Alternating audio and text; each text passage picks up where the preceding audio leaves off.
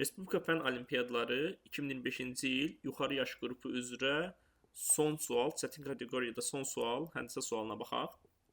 ABC üstbucağı verib, təpəsi 30 dərəcədir. BC-ni belə bir şey veribdir. Həmçinin AB ilə AC tərəflərində elə M ilə N nöqtələri istəyirlər ki, MB, BC, CM bərabərdir. Bizdən o parçaların orta nöqtələri arasındakı məsafəni tapmaq soruşulur. Gəlin şəkli çəkək.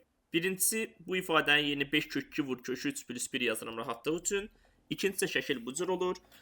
BM-in orta nöqtəsini D, MC-nin orta nöqtəsini Y götürmüşəm və bizdən soruşulur ki, bu DY xəttinin uzunluğu neçədir?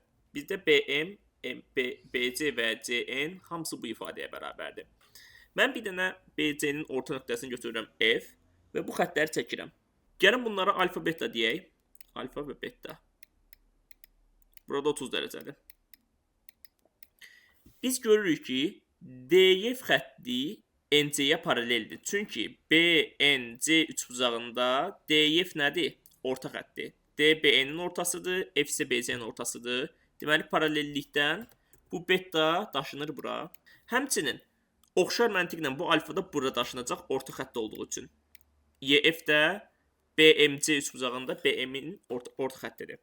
Biz demişik ki, orta xətt oturacağın yarısına bərabərdir. Oturacağımız x isə bura x bölü 2 olur.